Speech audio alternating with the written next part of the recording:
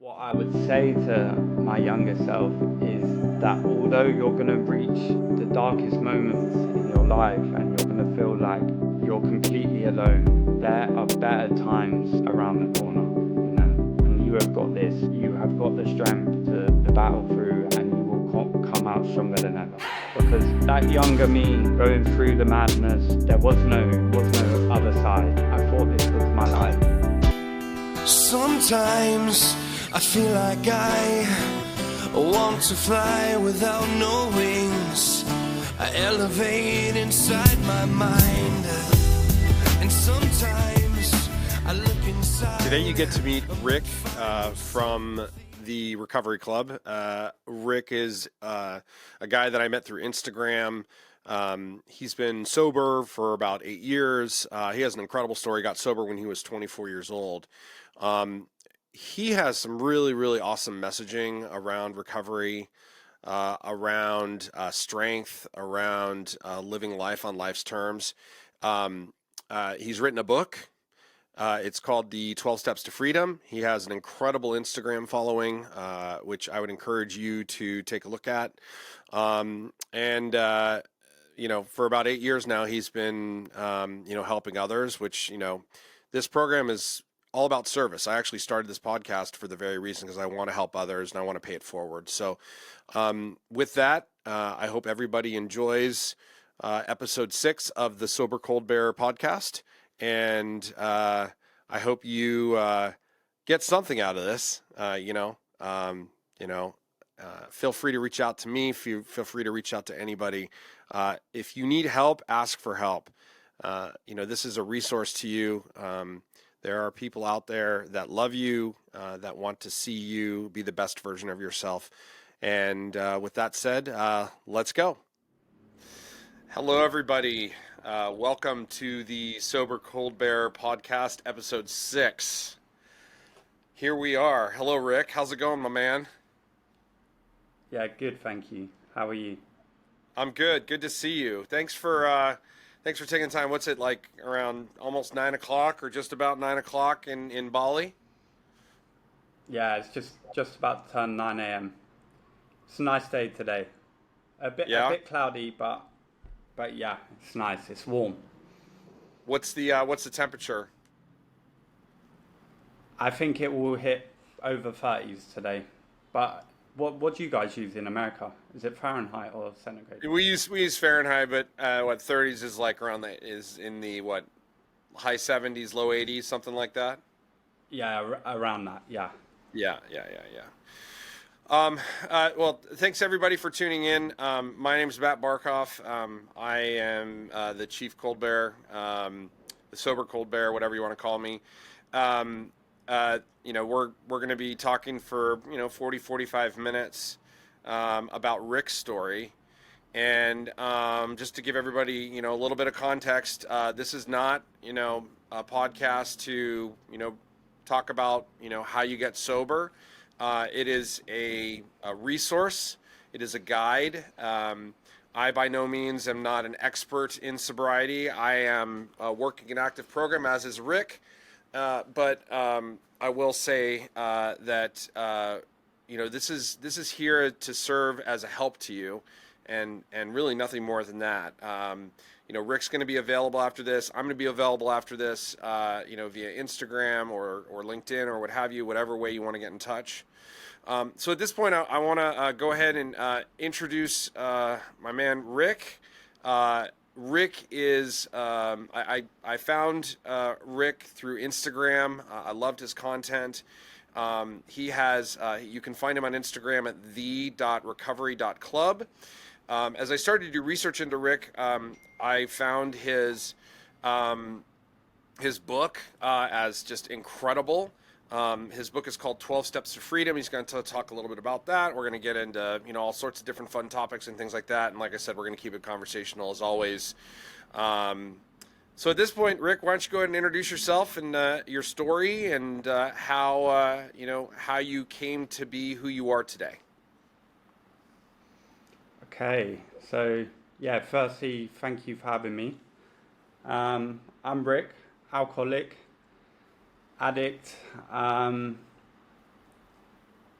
and I do still identify as that. I know I've been completely sober 8 years, but I still feel it, you know. I don't, I never, I don't feel shameful to to identify as that today, because, you know, I am proud of my story. I'm proud of who I am today, and yeah. So, a bit about my story. So, I mean, addiction for me started from the earliest days, really. Like, you know, we hear a lot about the irritable, restless, discontent, just all of those uncomfortable feelings. I felt it from some of my earliest memories, you know. Sure. And yeah, and drink. The funny thing is drink and drugs was the solution at the start. You know, it was my medicine. It was my way of coping with this world that I felt terrified in. Right. Um, Me too. it allowed me not, yeah, it allowed me not to feel those feelings, and although I believe addiction is a disconnection disease, not just from yourself, but from everything, from the universe. But at those first moments, I felt connected. I felt like I was able to talk to people without fear, to go to Mm. events without fear, and yeah, my You were able my to you were able using to was you were able to get, confidence to talk to girls and, make friends and have everything. a Yeah, social life, things like that. yeah. I mean, growing up, I, wa- I wasn't particularly a unpopular kid, but still just in those social moments, and just in general real life world moments, I just had this underlying fear in me, fear, anxiety. Didn't really know who I was. Didn't really understand my purpose on this planet. And, you know, at a young age, it's overwhelming. Um, my Sure head is. was just constantly racing. Uh, as a result, my use with drink and drugs was pretty drastic, and my downfall was over the space of 5 years, but it was quick. Um, Same story as many other people, many in and out of hospital detoxes, in and out. Well, I went to one rehab, left, relapsed the same day. I couldn't bear living. I couldn't cope with the reality of being sober. The world was, everything felt like it was imploding on me, and I just couldn't bear it. Um, so yeah, fast forward to 24. When I was When you were 24, when this you were was the 20 worst year when of you were my life. 24 years old. Yeah, so my daily drinking began at 18. I knew I had a problem, but I was young. I didn't know who to turn to. I didn't know, there was no awareness around this subject where I lived. It was it was like I was carrying the whole weight of this addiction by myself. So yeah, daily drinking was from 18, and slowly over the years, m- I just I had consequences in every aspect of my life. You know, Yeah. not only was I on a downward spiral to real self hatred. I hated who I was. I was hurting all loved ones in my life. Yeah. Hey, Not Rick. not because I was a bad, yeah, yeah. Let me ask you a question about that. So, I've listened to your bio and your background and stuff, and my understanding is your alcohol consumption got to about what 2 liters of vodka, pure vodka per day when you were 24. And Yeah. then I think my understanding is also that you can you just kind of walk through like at 24 what happened, because I think that's really powerful, and especially what happened in your when you woke up in your bottom. Okay. Yeah. So, as you said, around 24, I was drinking 1 to 2 liters of vodka a day. I was completely physically dependent. My life my life had become non-existent. I hated who I was. I didn't want to be alive again anymore. And around Christmas time that year, I was I was rushed to hospital because of seizures from my Mm. alcohol withdrawal.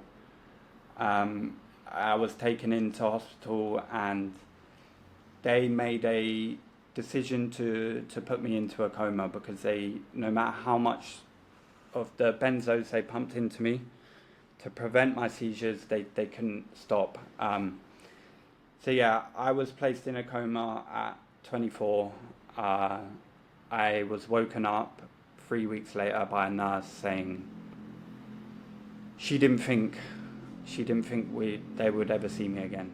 And Wow, so you were in a coma for 3 weeks, induced, and yes, 3 weeks. Wow, wow, that's insane. around then I think, because my memory then is very all over the place, and I can Sure. only go on what the professionals told me, because And I when also had no and when you woke up, um, what happened? uh, when I woke up, I was alone. I was lying in the hospital bed. I was terrified. I knew that if I didn't make a change in my life, I wouldn't make my 25th birthday. Um, for I know I've been trying for years to get sober, to get clean, but in that moment, it was a different kind of surrender, like me and you spoke about before, that I can't even put into words. Sure. I held up my hand and I said to the professionals, if you let me back out of this room alone, I will die. Yeah.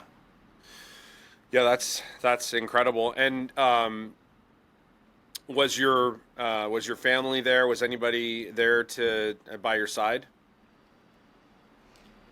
So my family have been supportive throughout, but on that day, no, I was alone.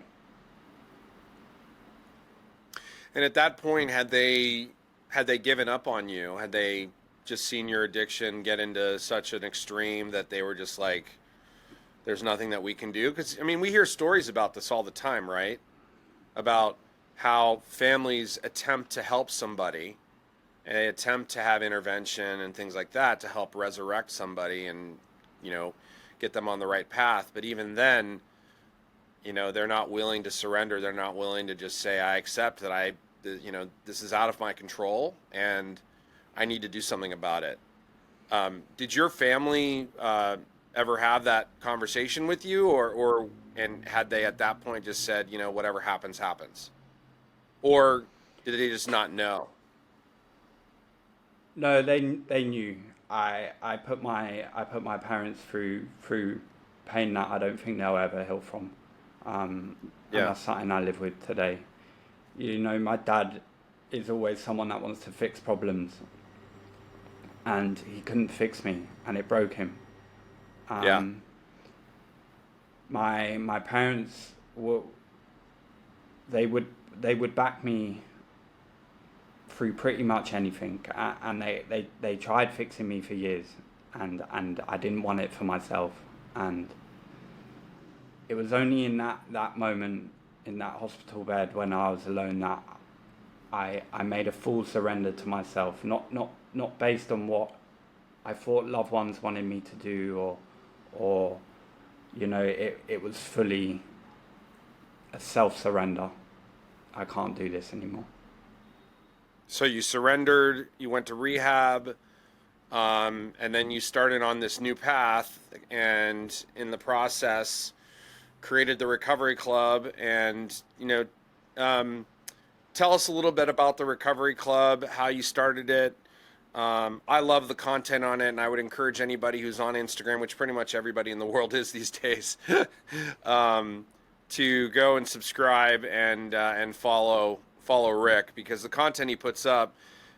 For example, he just put up something yesterday that was really powerful, and it's this picture of him as a cute, little maybe 3-4 year old tops, and it says, "What would I say to my younger self?" He posts content about himself, pictures of himself, pictures of famous actors and actresses, and just famous people that are talking about recovery and addiction and things like that. It's a really, really brilliant channel. So how did you get into that, and how'd you come up with the content that you were doing? And because it's really, really great, it's amazing. Thank you. So, I mean, the Recovery Club has many goals. Uh, the the content I post on Instagram is really about sharing awareness, making people know that they're not alone. When you see these famous people talking about their struggles, it can really help people, because some people suffer every day by themselves, and I want people to know that this isn't the case. There's thousands of people around the world that have been through your experience, and there's thousands of people that are actually willing to help, And Recovery Absolutely. Club, yeah.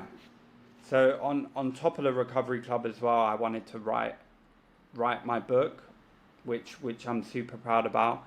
But the other avenue I wanted to take is building an online community, Sure. which I'm nearly finished now. I've picked my platform, and I want to be a free space where people can come, no matter if they're 1 day sober, 6 years sober, or still in the madness, because connection is how we heal, and I don't want anyone to suffer alone. Yeah, I mean, this is a lonely disease, right? We can't do this by ourselves. We can't. We need a support system, and this is. I go to a meeting every single day, Rick, and I actually start my day with a meeting at 6:30 a.m. in the morning, and I've gone to meetings all over the place, and it's the only program where I can literally walk into the room and not know a single person, but they know exactly who I am, and I know exactly who they are, because we share the same story. And that's the power of the community. That's the power of the support network that we have. And you just have to, start going to meetings and gain access to it, and then follow guys like you on Instagram. So yeah, it's a powerful thing. Let's talk a little bit about 12 Steps to Freedom. It's an online book, right? It's an ebook, correct? Yeah, it's an ebook, and it is my experience of working the 12 steps. Okay. It's an action book as well. Like, it's my sole purpose for writing the book was a gateway to people that have possibly reservations about meetings or about any other fellowship. I've rewritten it in a way that I feel can be more relatable to those people, So maybe we could go into an example of kind of your approach to this. And again, just for everybody out there, like, there is no one way of doing this. Everybody has their own unique journey, and that's the beauty of this. So you chose this path, which I completely respect. Give me an example of one of the steps to freedom that's different from the 12 steps. I mean, a big one of the ones. step 3, and it's like, it is the same as my step is the same as step 3 in AA, but I've written it out so I feel like it can be more relatable to people. All because when I was in rehab and meeting loads of people over the years, I've noticed this block when people hear of religion, and I know deep down that it's like when people find flaws in a solution, it's mainly because they're not ready and that. But so my all I'm asking people is just for faith, a bit of faith that your thinking has led you here, and now you need to hand over this faith to someone else or a collective group of people to help guide you in the right place. Got it. I mean, I think God is obviously mentioned in the 12 steps. A lot of folks refer to it as the higher power. I refer to it as my higher power. Some folks are go straight to like God or whatever. I think I even have guys that I'm friends with in the program that actually their higher power is like being on some back trail, sitting on a cliff and looking at like this sunset. That's their higher power. So higher power is like a definition of whatever you deem it to be. That's the cool thing about it. Yeah. 100% agree. Yeah, and in terms of when you went through the 12 steps yourself, and you got to like once you went through steps 4, 5, and 6. I actually just did step 5 yesterday with my sponsor. My sponsor's been sober for 47 years. What I realized yesterday going through it is like all the character defects that I would be using to describe those on my list. Those are my character defects. Those are the things that like I have an issue with, right? And there's an opposite to all those character defects. So I guess now like step 6 and 7 is actually going through and identify like what are the positive traits that I'm going to do moving forward. But like when you were making amends, like with your dad, you talked about how much pain your dad went through. How does 12 Steps to Freedom go into like making amends with others and turning over and apologizing and saying you're sorry? I mean, for me, my amends has always been making an impact on this world and helping save at least one life, Sure. And I've made massive steps over these 8 years, and I've built a life that I'm proud of, and my family are proud of as well, And and they don't want this grand gesture apology. They want their son to be happy and live a life with purpose, and by me doing what I'm doing now, I'm doing that, and that is my amends to them. And us people in recovery, we it's important for us to go through all our pain and unravel it, but at the same time I must understand that my parents aren't in recovery, and sometimes digging up old wounds is painful to them, and I must respect that. So yeah, me writing this book, it's been hard for my family. Sometimes they don't understand it. Sometimes they hear things that upsets them. But I have compassion towards that. I understand that.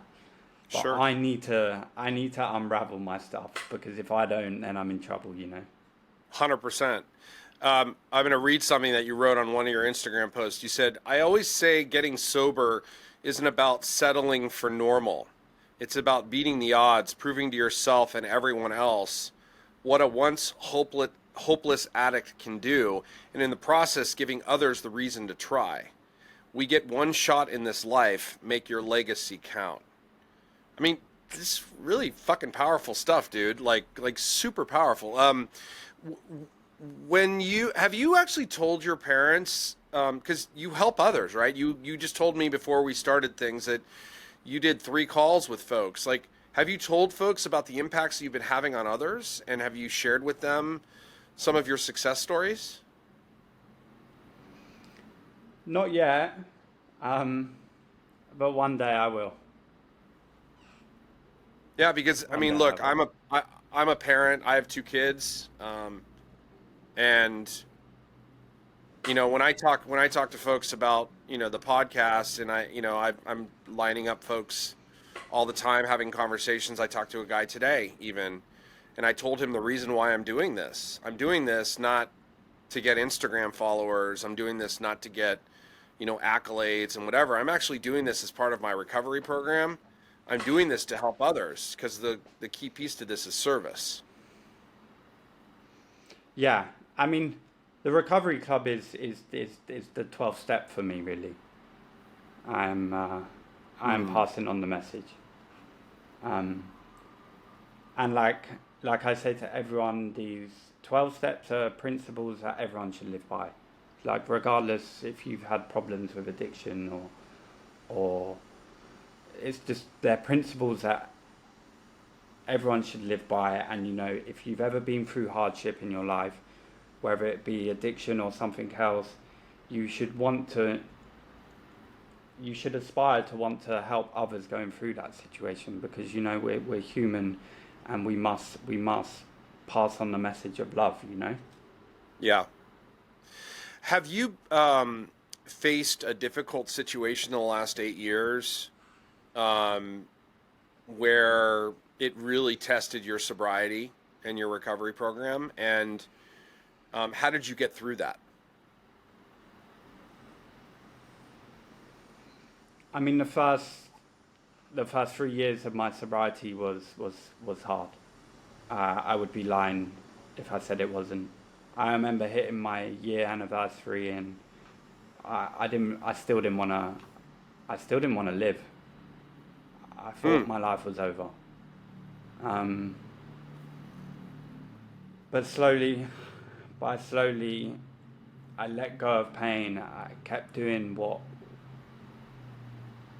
others had done before me, and each day, each week, each month, the pain grew softer. And now, I I mean, I'm 8 years sober now, and like my life is good, but I still have bad days. I have bad weeks, Sure. and I'm just extremely self-aware these days. I can tell when concerning behaviors or concerning thoughts are arising, and over the 8 years I've built tools that I know what to do to take the power out of these thoughts, feelings. And that's what I always say to people, is just talking, speaking your truth, letting others Absolutely. know. Would you describe yourself as a happy person, or would you describe yourself as a person that really struggles with happiness and is always kind of fighting depression? Because I've fought depression my whole life, and I've been doing a lot lately, especially very lately, to help curb my depression. So how kind of are you more of like? I mean, look, man, you fucking live in Bali. Like, I mean, I'd be happy every day if I woke up to that beautiful weather and the beautiful people and the culture and everything else. But um, I guess when we struggle, we struggle. Yeah, 100%. And like, happiness is just moments. Um, but it's about trying to build a life where those moments are more frequent, and the lows aren't, you're not stuck down there for a while. Overall, yeah, like I live a beautiful life now. I'm extremely proud of the person I am today. I Yeah. I most importantly, I love the person I am today in the most non-arrogant way possible. Oh, Um, that's not my arrogant at all. Yeah, my addiction, you know, I despised every bone in my body. I hated who I was. I looked in the mirror and I didn't recognize who I was. And I truly believe that self-love is a fundamental part of recovery. Sure. So, I mean, self-love, I mean, everything that has to do with self, because, self-love, self-awareness, um, you know, what we do is, and I've been working a lot on this, is like we put layers on ourselves, right? And these layers are our ego. These layers are, these masks. And, when things don't go our way, the first thing that gets kind of hit across our face is our ego. And we don't know actually how to identify and like sit in the feel. And that's why, we use, because we want to numb the pain. We want to move away from the feel. What I've learned to do is I've learned to just kind of sit in, like, this is who I am, and there's really not too much to it. And the more simplified I can get around myself, I think the better off I'm going to be. And I think the more that I do that, the more I'm going to love myself, like you said. Yeah. And it's like you said, when you're sitting through them moments of uncomfortability as well, you got to be kind and compassionate to yourself. 100%. So you're building this community. Is that community going to be launched on a website? Is it going to be available to everybody? Is it going to be a subscription? Like, how do you plan on making this available to the world? So it's nearly finished. I've built it on a platform called Circles. It's a community-based platform, and it kind of replicates Facebook in a way. So people can do posts. You can like the post. You can comment on the post. Then there's sections of accountability people can put in if they are approaching a situation where they maybe want someone to just know about the situation and have that accountability. There's a section for that. It's going to be a free community. I'm nearly finished building it, and I will release it to my audience, and I'll try and push it.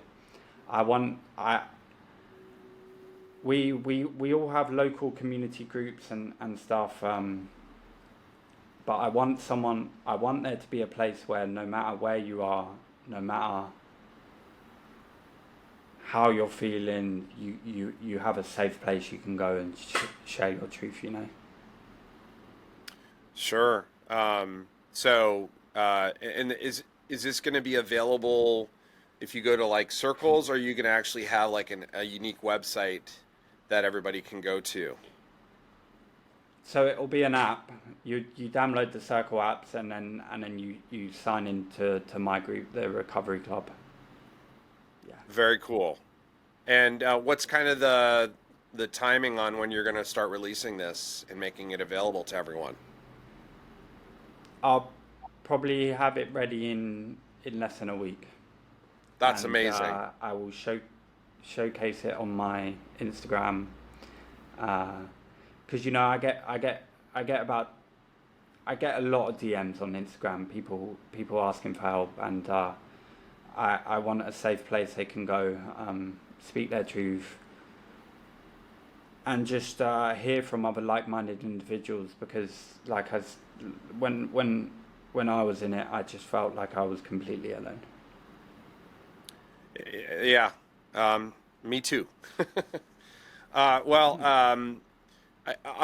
to kind of finish up, Rick, with this post that I referred to earlier, and this is, and I'll post some pictures, folks, of this. It's just, I mean, it's the most adorable photo of you, man.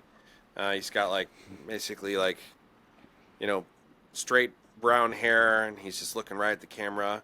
So, what if you were to tell your younger self anything specifically? If you had a time machine, you could go back.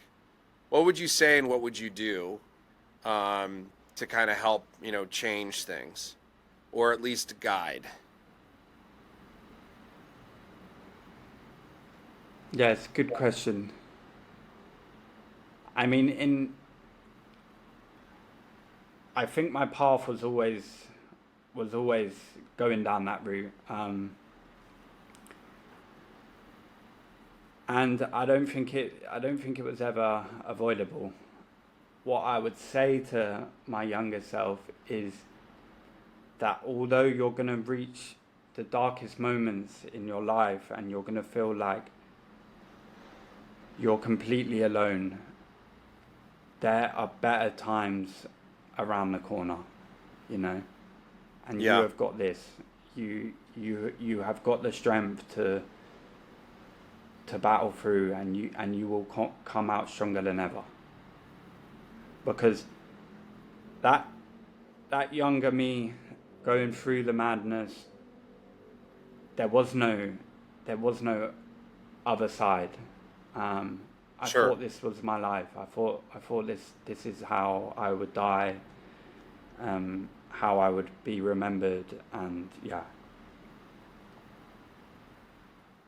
Well, I just want you to know that I think you are an incredible human being, and I'm so glad that I met you. And I'm so glad that we connected on this. And like I said, the other night, I think we'll be friends for life. And I want to wish you, the best of luck on launching, this new community.